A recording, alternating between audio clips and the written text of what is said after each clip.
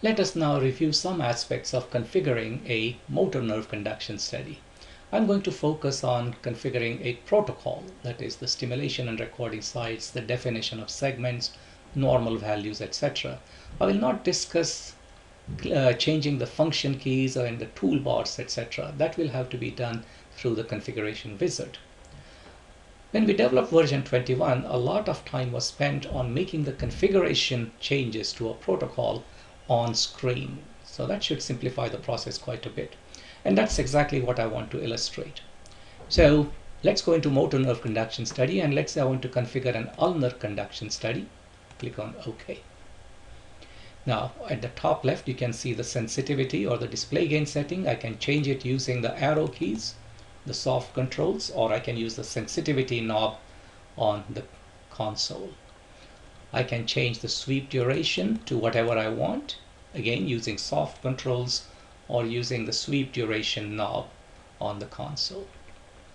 I can change the stimulus duration using the mouse or by using the stimulus duration knob on the console.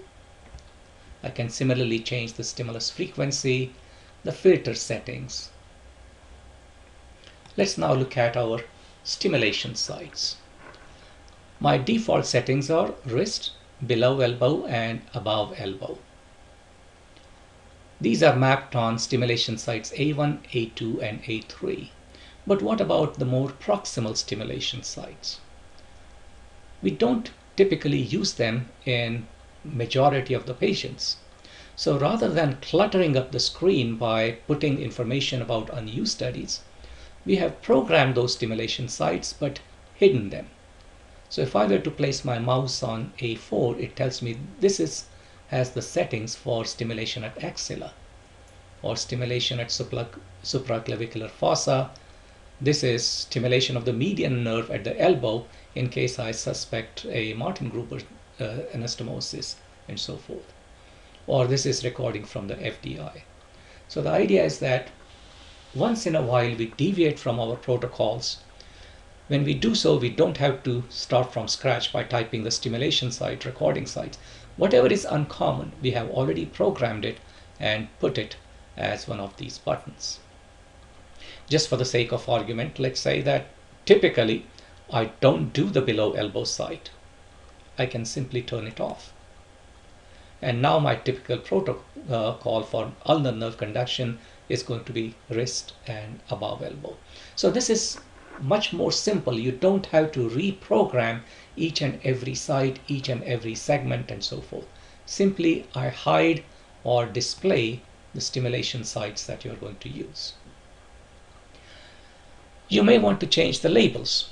Instead of below elbow like this, if I want to change the label, I can click on it and give it something different. So let's say I'm going to call it BEL dot elbow. And this I want to make it as ABV.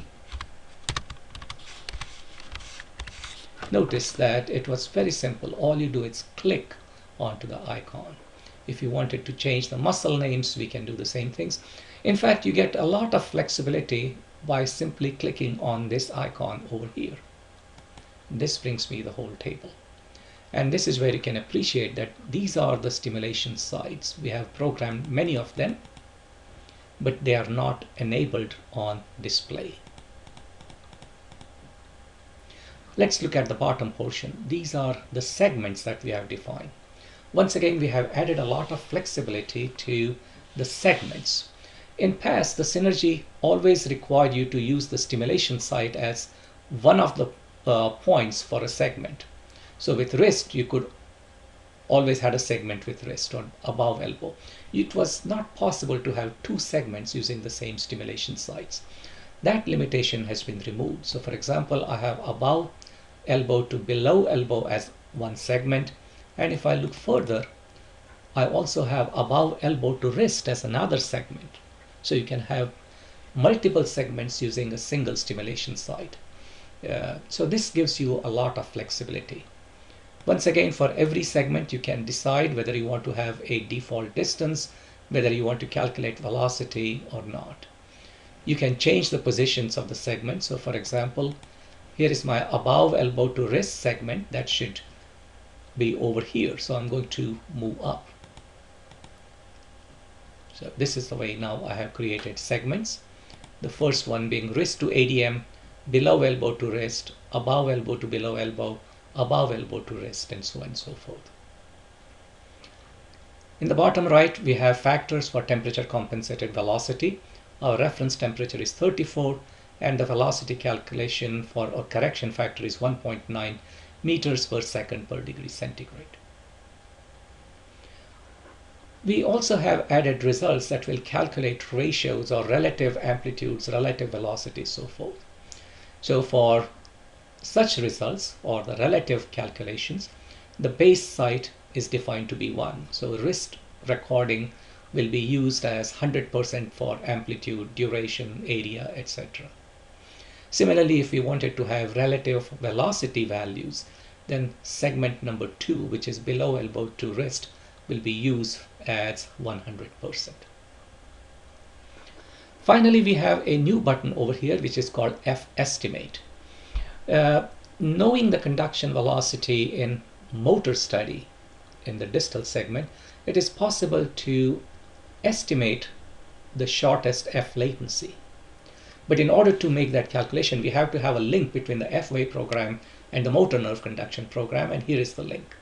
So when I click on F estimate, I can specify which velocity segment should be used to calculate F-wave estimated latency. And over here it is below elbow to wrist, but if I wanted to change it, I can choose any other segment, for example, above elbow to wrist or whichever. So these are some of the new features that you will find when you are configuring. In my experience, there are not many laboratories that do the F estimate, but those who do very much like that feature. Having made the change, I can click on OK. So notice that I'm able to change the stimulation sites, the recording sites. On screen, I'm able to change segments and other things. Now let's look at our result table. Click anywhere in the top rows of the result table, and that brings me the result table on screen. I can add results, I can move them to different locations. So for example, I like to have the peak duration before the peak amplitude. So I will choose this number and then push it up. So this is the way you can rearrange. In previous versions, it was very tedious. You had to get rid of the results and re-enter them. This simplifies a lot. If you wanted to add more results, you can always click on an empty row and choose whatever result that you would like to use. For example, the negative peak area. And then I can move it up. So I will move it up after, let's say, peak duration. So now I have peak amplitude, peak duration, peak area, sequential peak amplitude. So this is the way we can configure the result table. It is much more simple. Having made the change, click on OK. So now I have a new result table. And lastly, we come to the definition of reference values. This used to be one of the most challenging tasks, and hopefully it has become simple. To configure or to program reference values, again, click on this number sign, brings to this screen that we have seen earlier.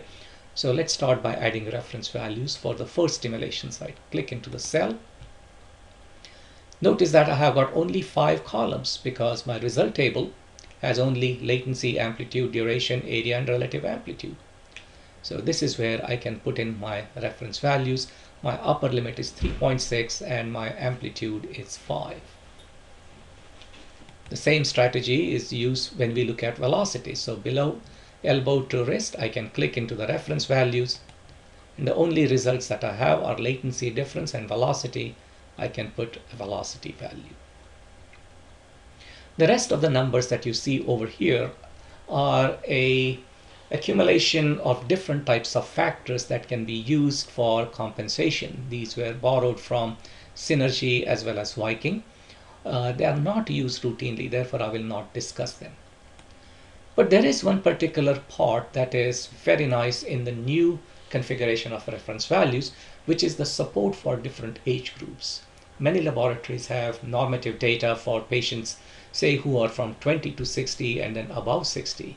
And we did not have a good way of putting these reference values in Synergy. We had to create two different test folders. Now we don't have to do it. Let me illustrate that. So let's go to reference values and let me go to velocity. And let's say we have an age group of 20 to 60. I'm going to click on this empty cell at the top. I'm going to say I want to use an age group. The minimum age is 20 and up to 59. And I don't care about the gender. I will click on OK. So for age group 20 to 59, my constant or my lower limit of velocity is 49. I can click into this cell again. I'm going to say age group used. This is going to be a new age group. And this is going to be 60 to say 69. OK. And for this, I'm going to say the velocity should be more than 47. To add another age group, click, say new age group, age is used, 70 to 89. And for this group, the velocity is going to be 45. So this is the way you can define normative data for different age groups, and we can also include the gender as one of the factors. And when we input the patient demographic, the system will automatically look at the patient's age and apply the proper values. So this is indeed a very powerful feature as far as the normative data is concerned. I'm going to click on cancel for the time being. The same strategy is also used when you are putting in reference values for latency. So I can click over here and I can decide whether to use or not use age group, gender, and create multiple age groups and gender groups to define normative data. So we have set our amplifiers or our display settings: gain, sweep duration, stimulus duration, rate, filters, stimulation sites, recording sites, our segments, stimulation sites that are used routinely, that are not used. We have also defined reference values. So we are able to configure the entire protocol without going into configuration wizard.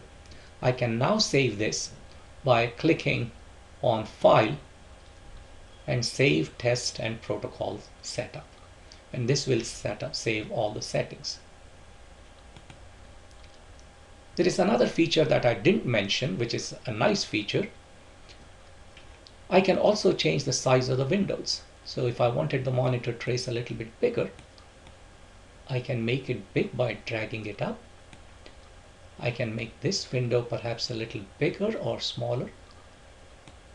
And now if I were to say File, Save Test and Protocol Setups, it will also remember these settings of the new windows. So in this way, the configuration of motor nerve conduction study, and for that matter, if you look at sensory or F-wave, has been greatly simplified. Just to summarize very quickly, you can change the reference values by clicking over here. You can have different age groups. You can change the site labels. You can change the results from here.